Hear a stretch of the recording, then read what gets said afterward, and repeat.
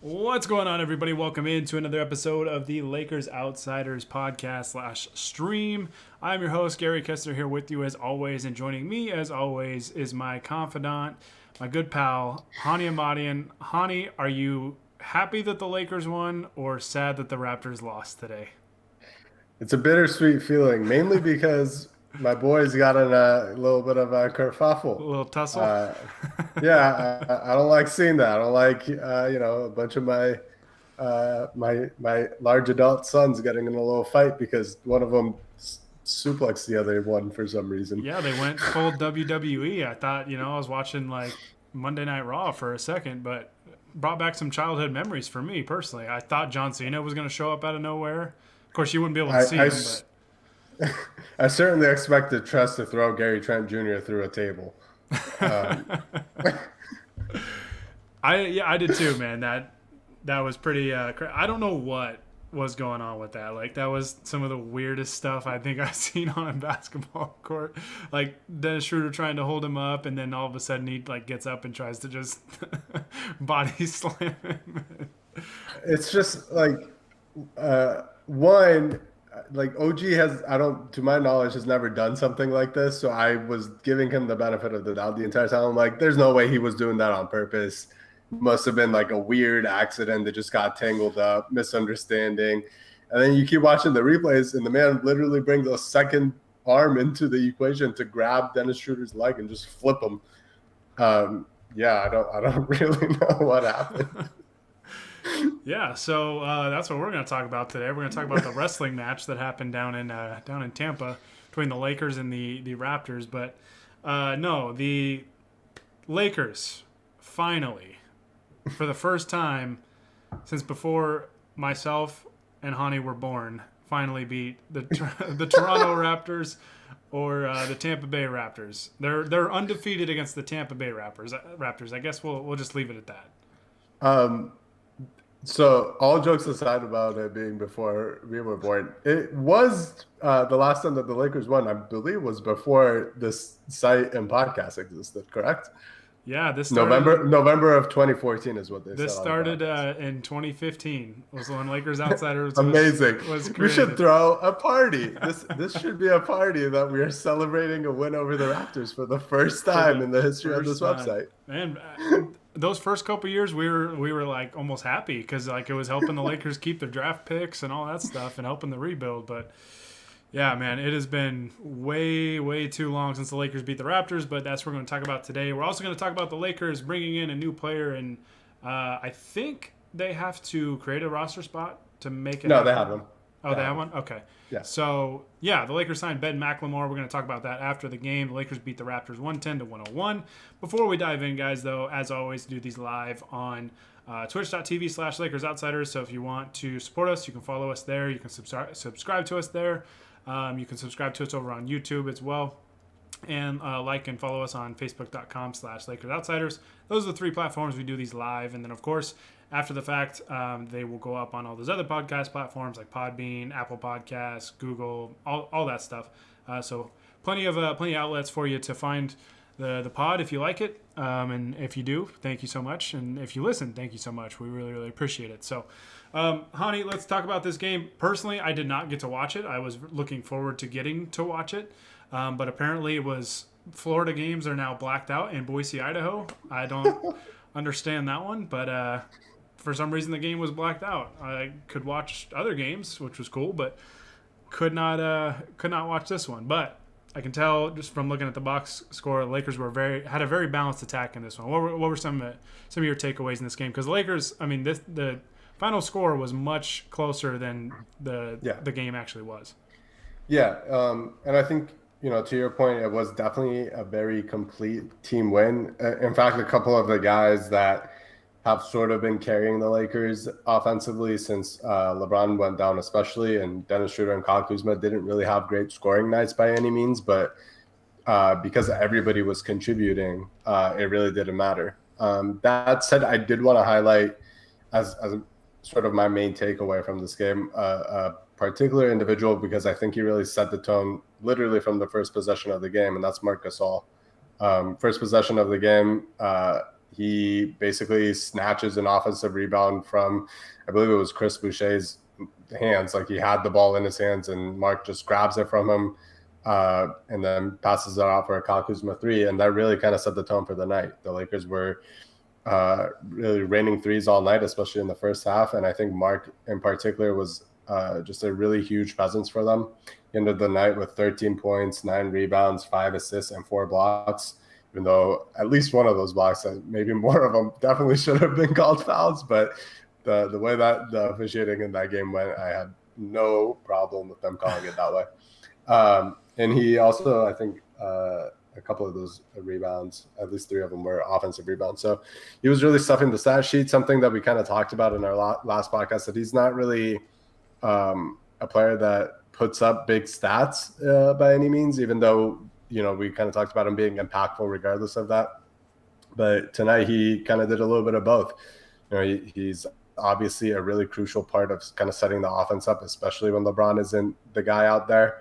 I'm really kind of handling the ball, and defensively being that presence. The Lakers in that first half especially were just clicking on all cylinders on both ends of the floor, and they ended up holding the Raptors to 5 of 33 shooting from 3. They're not really able to do that without having a guy and Mark kind of setting the tone in the paint, because it kind of allowed everybody to really close out hard, knowing that they have a guy back that can really protect the rim. So I think, as great as everybody was and as equally distributed as the production was across the team, I think Mark kind of deserves a little bit of the, a slightly bigger share of the pie and the game ball for this one, in my opinion. Yeah, and I mean, I think it kind of goes back to what I think we talked about on our last show, is that he's still too good, too valuable, and brings a different dynamic, I think, to where he shouldn't be just riding the end of the bench. Like, he still should get minutes. Maybe in the playoffs you revisit it a little more and you evaluate the role with Anthony Davis presumably playing a lot at the 5. But Marc Gasol gives you some of those similar kind of things that the Davis does. He can still space the floor. He's a very high IQ player, can pass, can create, just make all those kind of winning plays. And he's such a tough physical presence out there. And yeah, I like you said, I mean, I saw it all over my timeline when I was kind of trying to keep up with the game, that he was really standing out. So it doesn't surprise me one bit. I mean, the guy's the ultimate pro. I think he's kind of been through and seen it all, and he's an NBA champion, so he's probably not fazed by it. If anything, might have lit a match under him to have Drummond come over and then immediately basically get relegated to the bench. And who knows? I mean, maybe we'll get kind of a pissed off Marc Gasol the rest of the way, and we'll get some really good basketball out of him. That would be really, really cool. But yeah, I mean, you can just tell really looking at the box score, the Lakers defensively, I mean, you hold Toronto under 40% shooting, 15% from the three-point line on high volume, 33 shot attempts. They did get 30 free throws, but the Lakers hit shots, and that is something that has been welcome, because for a while now they have not been hitting shots, even shots that they're creating that are open, and they finally got shots to go today. I don't know if it's the Lakers added Ben McLemore and guys started to see, somebody's coming for on minutes, I better start hitting some shots. But they shot really, really well. They were red hot to start the game, and I think they scored 40 in the first quarter. So yeah. But yeah, 39 of 79 from the field, but 18 of 40 from the 3-point line. I mean, you're not going to lose many games shooting that well from the 3-point line.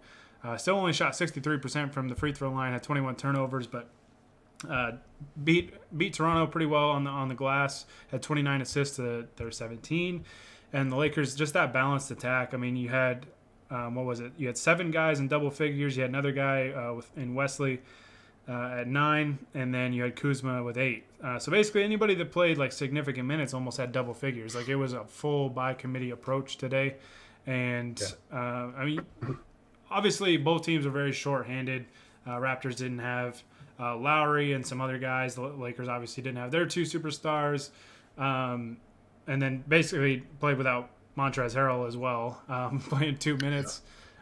Montrez did have I think the best quote of the night, though. He did say, so he was asked on if he had any issues with the Raptors players or OG Anunoby, and he said, "My beef is with anybody who doesn't have a Lakers jersey." So I think Lakers fans should love that quote. I love that quote. That's just great. Yep. That's the mentality I love that he brings to this team. Is that not only a physical toughness, but I think that mental toughness, just that attitude, that nastiness. And that stuff is valuable. That stuff is very valuable. You need guys like that on your team. And we talked about that last year with certain guys on the team that were willing to be kind of those grinders. And he's certainly one of them. So really feels good to see the Lakers just finally beat this team, man. It's been way too long. Yeah, and I know, when we were talking about this on Sunday, this was one of the games on the road trip where we were like, they should win this game. Short of calling it a must-win, if they're going to kind of keep treading water while they're waiting on LeBron and AD, this is one of those games that you got to win because the Raptors, frankly, haven't been good this season, and they're missing guys in Kyle Lowry and Fred VanVleet, who are two of their three top players. Mm-hmm. But that said, I think this game was important in sort of like the intangible ways. I know there's kind of been, and we kind of talked about this too, of this team hasn't really gelled in the chemistry department the same way that it was so apparent last year, and that's mostly because of injuries not letting them play together as much. But it just hasn't quite had the same vibe. I know. I think Mark Stein does his newsletter, and he kind of talked about it too. Of like this team doesn't have the same chemistry as it did last year. This game was kind of the opposite of that. I think this was a big like chemistry building win. Between the scuffle that happened, as silly as it was, a guy like Trez coming in and mucking shit up for Dennis Schroeder to kind of just protect his teammate. I think that really matters. And you could see the bench probably the loudest that they've been maybe all season. They were chanting for every three, yelling.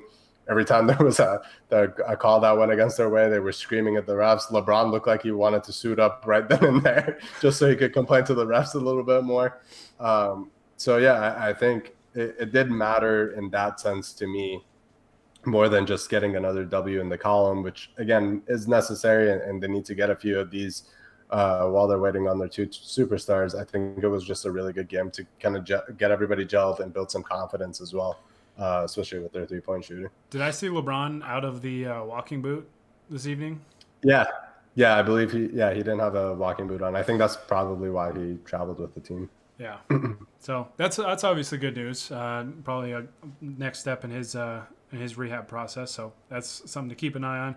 I, for one, am shocked that Gary Trent Jr. did not score 45 points in this game, because I figured with the starting backcourt being out, that he was just going to have all these shots and he was just going to make everything like he always does against the Lakers. But he's only 4 of 15 in this game, 1 of 6 from 3, 11 he points. He had a couple of early buckets, and I was like, oh no, here we go.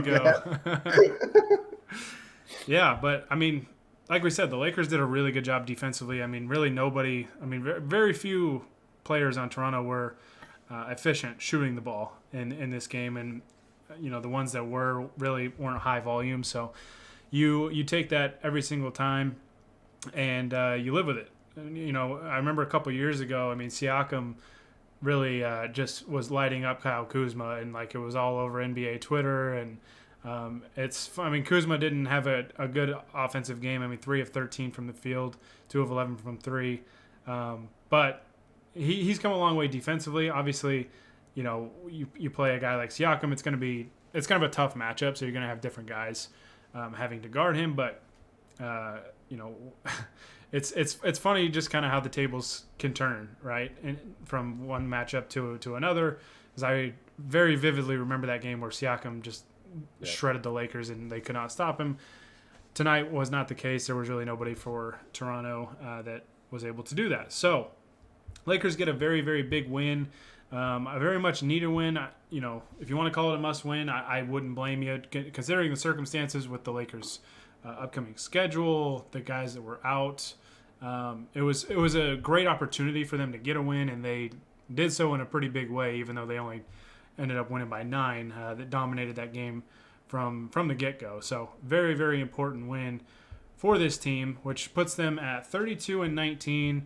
So for those of you guys that are worried about them like dropping out of the playoff race or anything, I'm telling you, you don't have to worry about this team dropping that far. I mean, they're still fifth. They're a game out of third right now. They're only, I mean, they a couple losses here and there, and they could drop, all the way to say seventh or so. But I mean, Golden State right now is still 23 and 27. They're playing Milwaukee tonight, I think, without Giannis Antetokounmpo, but they are losing right now in the third quarter by 1. So that could help the Lakers just make that safety net even bigger.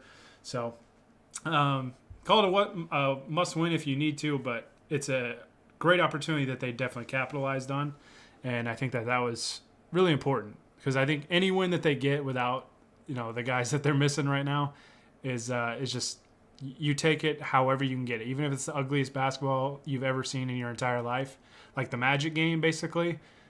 I wasn't mad. Yeah. I was like, I know a lot of people were upset at the quality of play, but hey, at the end of the day, they won.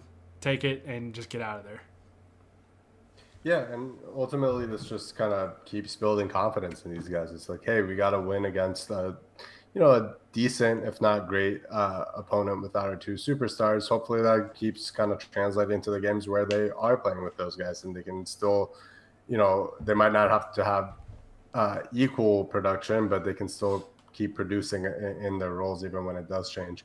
I think it's also a good opportunity for them to kind of I mean, technically they have been on this road trip, but since they just got out of LA again, a good opportunity for them to get a win in the first game sort of the road trip. And hopefully that kind of keeps them going through the rest of the stretch where they're playing the Heat, the Nets, the Knicks, and the Hornets, where, I think the Nets game I'm chalking up as a loss, but the other three seem pretty winnable at least. So hopefully they can kind of steal at least a couple of those and kind of end the road trip on a high.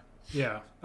Speaking of standings watch, if that's what you're into, if you're worried about the Lakers dropping, since I last spoke, the Bucks went on a little run. They're up 8 now on the Warriors midway through the third. And then the other game that's going right now is kind of a win-win for the Lakers. The Blazers are at the Clippers.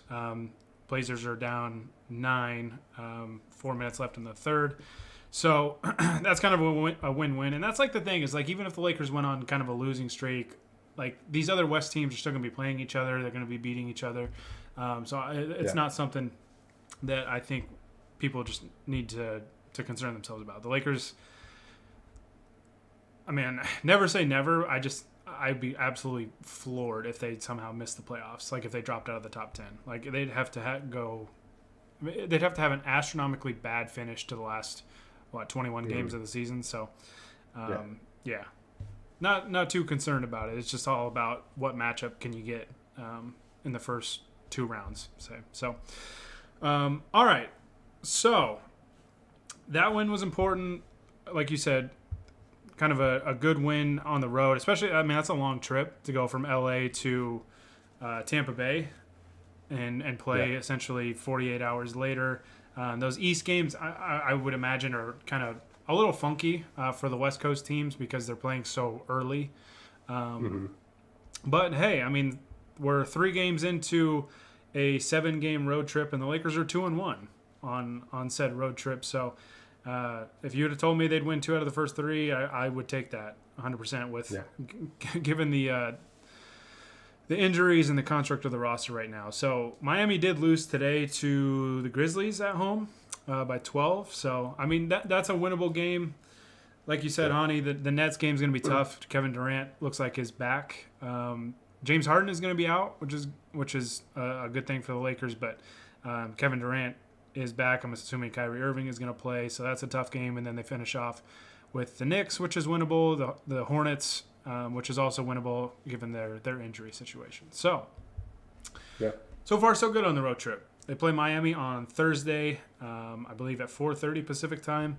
So another very early start time, but hopefully the Lakers can get another one. If they get that one, I think that would really go a long way for them, not only on this road trip, but maybe giving this group some confidence or more confidence going forward. So, all right, let's talk a little bit about Ben McLemore. The Lakers announced today that they signed Ben McLemore. We have talked off and on this podcast about adding another potential wing guy, either a guy that could shoot or a guy that could play some defense. Ideally, you'd want somebody that can do both, but 20 games left in the regular season, you're probably not going to find a guy that can do both. So you kind of probably have to get a guy that can do one and then maybe try and coach the other. Obviously, I think with Frank Vogel being a defensive coach, I think you want to take a chance on a guy that can shoot. Ben McLemore has not shot the ball well this year, but the previous couple of years he did shoot very well next to James Harden, creating a lot of open looks, and the Rockets' offense in general is creating a lot of open threes. How do you feel about his fit with this team, and do you see him being a guy that can fit into that rotation going forward and being a consistent contributor? Yeah, I think so. Whether I think he's going to be a guy who's going to get a lot of minutes in the playoffs or not, that's a little bit harder to say. I think Vogel prefers guys who do contribute more defensively. And McLemore, to this point in his career, just hasn't really been good on that end of the floor, and I'm not really expecting that to change. I think they can hide him because of the rest of this team, but I don't think Vogel is just going to magically make him a good defender. At least for the regular season, though, I do think he can be a valuable contributor. This team, they've had a couple of nights over the stretch where they've really shot the ball well, like tonight and against the Kings.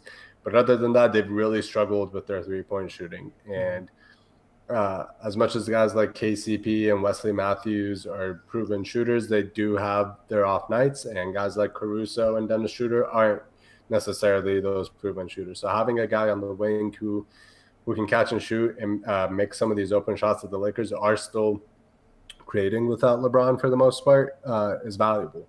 And then once LeBron comes back, I think that would be huge for McLemore. I think a big reason why his three-point percentage has dropped this year is because he hasn't had a guy as good as James Harden at setting him up, or even Russell Westbrook, really. And he had that the last couple of years, and this year he doesn't. And I think it's probably no coincidence that his three-point shooting has dropped off because of that. So I think having a guy in LeBron, and then hopefully even guys like Schroeder, Marc Gasol, and THC did a really good job of this today, who can really set up shooters and get the ball in their shooting pockets and get them the ball with space. I would hope that he's going to be able to contribute. And if he can't, then it's kind of just, it's whatever. It doesn't really change anything. So I think it's a really worthy gamble for the Lakers. I don't think there's anybody else out there that is necessarily going to contribute more. Other guys that I was kind of thinking of were like Austin Rivers. I think, I don't know if Michael Kidd-Gilchrist is on a team right now. I'm not sure. But those were kind of the sort of guys that I was thinking of. And again, you're not going to get somebody who is a great defender, great three-point shooter, can take guys off the bounce as well. You're really looking for somebody who can do at least one of those things at an elite level. And Ben McLemore, at least for the last couple of years, has kind of proven that he can do that at an elite level. It's just a matter of whether he'll be able to up his game, with this roster. And I'm fairly optimistic that he could. Yeah, I'm optimistic about the signing. I said on Twitter that I think he's definitely worth taking a flyer on. Especially at this stage of the season, it's the buyout market hasn't really been as robust, I think, as I expected it to be, and it could still formulate that way. I mean, some guys could come available once teams start to kind of fall out of the playoff race and stuff like that, I guess. But at this point, I mean, I think he's a guy like the Lakers don't really need much defensively. Especially if they're fully healthy. This team is going to be one of the best defensive teams, if not the best defensive team in the NBA. And they don't really have a lot of needs. I think they've got enough wing defenders, assuming that they are fully healthy. You've got guys like KCP, you've got Wesley Matthews, you've got LeBron, you've got Kyle Kuzma, all capable perimeter defenders. And, Schroeder's been good. I think Montrezl Harrell's been better defensively than people thought. And so defensively, I don't, obviously you want all the guys out there to be good on both ends of the floor. But I think at least Ben McLemore is a guy that brings, athleticism. And he brings a guy that has proven in the past, obviously hasn't shot the ball well from the three-point line this season. But that Rockets team, man, is just, they're not good. I mean, they're really, really bad. I don't know what the quality of his looks are, and I don't know. He just might be more comfortable playing next to a primary offensive initiator like a James Harden, like LeBron James, Russell Westbrook, that create those wide open looks. And so maybe, getting him back in a role like that will get him going again. Then again, the Lakers seem to be pretty cursed when it comes to shooters, so you never really know for sure. I mean, Danny Green was like a sharpshooter, I feel like, most of his career, and then fell off with the Lakers, and then all of a sudden with the Sixers this year, he's shooting better again. So, but the two previous seasons, so 2018, 2019, with the Kings, he shot 41% from the three-point line, only 2.2 attempts per game, so not a ton of volume, but still efficient. And then the season last year with the Rockets, and I noticed this, in some of their playoff games too. He had some, I was like, damn, I didn't realize Ben McLemore had become a shooter like that. He did shoot 40% from the three-point line last year on 6.4 attempts per game, and then it's dropped to 33% this year on 5 attempts per game. So, streaky shooter, definitely streaky, but I think he's the type of guy that if the team is struggling offensively, he's the type of guy, if you can get him out like in transition, can create some opportunities because he is an athletic player. He's got that speed and stuff like that. But if the team is, building houses out of bricks, he's a guy that you can put out there and maybe he gets a couple threes to go. And sometimes shooting is contagious, right? Like we see it, I think, with like free throw shooting. Once a couple guys start missing free throws, all of a sudden a lot of guys start missing free throws. Or, I think like today, the Lakers started out fast, hitting threes, and all of a sudden it was like all of them were going in. So, maybe he's a guy that can just give you that kind of spark off the bench. I don't know how many minutes he's going to play. I don't know what type of role they envision with him, but I'm confident that defensively, like you said, Honey, they can at least hide him, or maybe, they can coach him up a little bit, develop him a little bit. The Lakers do have a good coaching staff that can develop guys, especially Frank Vogel does have kind of a reputation as a defensive coach. So maybe they can get a little bit out of there, out of Ben McLemore, and then if he can just knock down open threes, he'll fit in just fine. I think he's 100% worth a flyer. I think he's a low risk, high reward type of player in this situation, and he was a guy when he became available that I was kind of eyeballing, hoping that they would at least take a look at. So I'm all for it. Yeah, and I will say one of my favorite NBA archetypes is three-point shooters that can also throw down, and the man can fly. I was reminded of a couple of things. Great Ben McLemore stories. One is the time Kobe was doing some sort of like marketing thing where he was giving challenges to like all-star level players. And it was like Giannis's challenges to win MVP or whatever. And then Ben McLemore tweeted, "Still waiting for my challenge to Kobe," and it never came. And then the second one, somebody reminded me of this. There's a game, I think pretty soon after that tweet, when Ben McLemore was still with the Grizzlies, where he tried to do a 360 dunk in transition and completely whiffed. And I'm just very looking forward to that sort of stuff. Well, that makes one of us that's looking forward to that stuff. But no, I mean, in all seriousness, I think most Laker fans would agree that I think McLemore is worth at least taking a shot on evaluating him. Of course, he is a clutch client, so he probably had kind of the lead in that race for that that final roster spot. So I think the Lakers are up to 6 clutch players now. Yeah, Billy Mack was talking about it during the game. It got basically official like during the first quarter of the game. Yeah. So they announced it on Spectrum. Billy Mack had to do that. And Billy is like, man, I think that's 6 clutch players represented by Rich Paul on the team now. Hey, whatever works, man. I mean, it got him championship number 17 last year, hopefully number 18 this year. So, hey, if it ain't broke, don't fix it. So, especially if Clutch keeps signing, top talent. I mean, hey, keep bringing them on. In a decade, they're just going to retire a jersey that says Clutch. There's absolutely going to be a 30 for 30 on all the Clutch players ending up playing for the Lakers at some point. So, I like the move a lot. Definitely worth taking a shot on. And, it's a good news day. It's a good news day for the Lakers. Really good win, really impressive win, and you get potentially a nice little role player to plug in there as well. I'm excited to see what they can do with McLemore, especially when LeBron and AD get back, and a lot of those open shots are generated for not only him but just everybody else. Yeah. I will also give one other piece of just great news for Lakers fans since we're feeling the love tonight. The Celtics lost tonight to the 76ers. That's not the news. That's already great. That is. There is a Boston radio host by the name of I think Gary Tanguay. I don't know how you pronounce his last name. He tweeted tonight, Tatum's player option is in 2025 about Jason Tatum. This means in 2 years he forces his way out of town. That's the NBA. He can take a hike as far as I am concerned. I love it. I love every second of Boston media people melting down over their trash team. And I will happily take Jason Tatum with the Lakers in 2025. Has Jason Tatum signed with Clutch yet?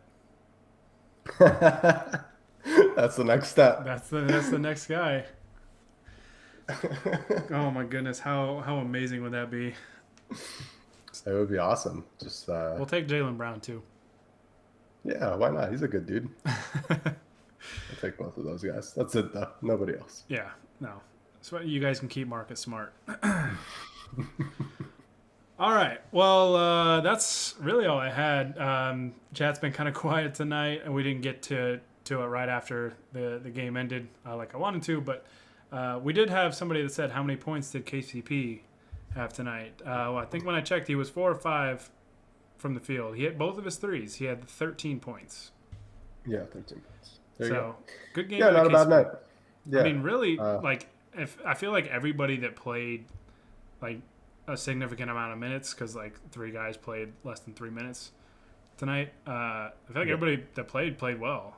I mean, I don't know about Kuzma, because Kuzma didn't shoot the ball well, but Kuzma this season has had a knack for doing a lot of other things very well. So yeah, I thought he was fine. It wasn't his best game, but I thought he was fine. Big shout out to Devonte Greene. He had to play some big minutes because of Trez getting ejected for some reason, and really did a good job. I thought he basically did Trez type of things. Brought a lot of energy, finished at the rim, got a pretty nasty block as well. So pretty good stuff from him. I mean, 10 points, 8 boards in 16 minutes. It's pretty good. Yeah. I do love this thing that Lakers fans do because it happened in our mentions. Every time like an end of a bench guy just has to play because of injuries or something, and he has a decent game, they're like, "Oh, this guy's got to play more." As much as I love Devonte, I don't think he's getting in any minutes over a healthy Trez, Andre Drummond, Marc Gasol, and eventually Anthony Davis. If he does, man, he's a rising star. He's pretty special if he gets any minutes over those guys. We're gonna have to max him out if he's beating out all those guys for minutes. So, but no, I mean that just is a testament, I think, to this team, the coaching staff, and Devonte Greene for staying ready and being ready for his moment and his opportunity, and he took full advantage of it. And you love to see it. So, really good day for the Lakers. Really good day. For all the things we talked about. Celtics lost. Warriors are down 9, about to head into the fourth quarter. So, standings wise, I think it's a really good day for the Lakers. Yep. We'll see what they can do with Miami on Thursday. So let's talk about that before we sign off. The Heat are 26-25 this year. They've been kind of a weird team. They've played better as of late because they did start the year very, very poorly. And, I mean, 3 of the 4 teams that were the semifinalists, the Celtics, the Heat, and the Nuggets all started pretty slow out of the gate. I mean, all of those guys had a very quick turnaround, very short offseason, as did the Lakers. But the Lakers, I think, were just more talented than those teams, in all honesty, and were able to overcome that quite a bit and build themselves a little cushion just in case some injuries did happen. And their record is still pretty solid because of that. But how do we feel about this game with Miami? Obviously, the Lakers lost the first meeting against Miami in LA, lost a close one, had a chance to win it at the buzzer, couldn't get the shot to go. This Heat team is just very strange. They're very, very up and down, as I think evidenced by their loss tonight at home to the Grizzlies. Yeah, they have a lot of ebbs and flows. I'm just like looking at their schedule. Before tonight's loss, they had won 4 in a row. Then before that, they'd lost 5 in a row. Before that, they'd won 5 in a row. Before that, they had another losing streak. So they're really up and down. Obviously, they are a very talented team. Jimmy Butler, I think, is one of the best players in the league, and he plays on both ends of the floor. And he obviously gave the Lakers a ton of trouble in the finals, despite them winning in 6 games eventually. They got shooters and Tyler Hero, Duncan Robinson, Goran Dragic. Those guys mostly come off the bench, other than Duncan Robinson, who starts. They also got Victor Oladipo, who hasn't had a great year, but he's obviously a pretty dangerous player as well. And then Bam Adebayo, who's one of my favorite players in the league in terms of just the sheer amount of things he can do. So it'll be a really interesting matchup. I think there's a lot of kind of funky matchups, like Bam kind of matching up with Marc Gasol to start the game is going to be interesting.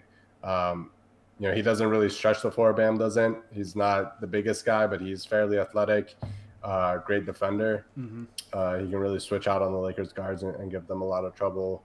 Same thing with Jamie. Same thing with Oladipo, even as a little bit more of an undersized guy. So it's going to be tough. I think their defense is really tough to work around for a Lakers team that is missing its 2 best stars. But again, they've been a funky team. Their offense doesn't always click either. Their shooting can be up and down. And I think that alone kind of gives the Lakers a chance. I think the biggest thing is if the Lakers can limit turnovers so that they're getting shots up most possessions, and then hopefully having a pretty good shooting night again like tonight, that's their biggest chance of winning the game.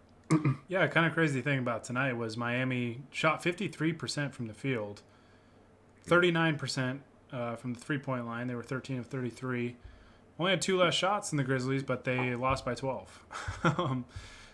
So I don't know if they just didn't defend well or the Grizzlies just hit shots, but the Grizzlies did shoot the ball extremely well. They shot 54% from the field, 41% from the three-point line, and hit 75% of their free throws. Turnovers were about even. So I don't know.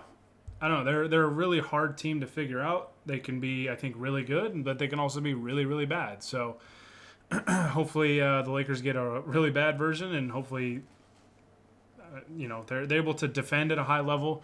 And I think with a team like Miami, I think you have to play good defense and get stops, because against their set defense, they are going to be pretty tough to score against. So if you can get stops, you can push tempo a little bit, get a little more flow, get some of those semi-transition buckets, and hitting them before their defense really gets set. I think that'll create a little bit of rhythm offensively for the Lakers. So that's one thing I'm hoping the Lakers do is defend well, get stops, push tempo a little bit, and just try and play fast, because like you said, Honey, they are kind of a funky matchup. When you look at their starting 5, they start Jimmy Butler, Bam Adebayo, Victor Oladipo, Duncan Robinson, and Trevor Ariza. So basically 4 perimeter players and Bam Adebayo, who's a little bit undersized just as a big in general, but undersized as a center. But still a really good player. I like his game a lot. He had a triple-double tonight. He's a rising star in this league for sure. So they definitely have a lot of talent. So they'll be difficult to deal with. But if the Lakers can get that game, I think that would be a really, really big game to steal. But it's going to be a tough one. It's definitely going to be a tough one. Yeah. So we'll see. I'll also be pretty interested to see if the Lakers can find ways to sort of exploit Duncan Robinson and Tyler Hero defensively. Obviously, that was a huge part of how they won the finals. It's a lot harder to do when you don't have LeBron James being the guy creating those mismatches. So I'll be kind of interested to see how they kind of game plan to take advantage of those 2 guys in particular, who are really maybe even their only defensive liabilities on that roster. Hopefully nobody for the Heat body slams a Laker player and forces any ejections or anything like that. Let's start cool. there. They don't have Jay Crowder anymore, so I don't think we have anything to worry about. Yeah, that's true. He'd probably go somehow dive into LeBron on the bench or something like that. So,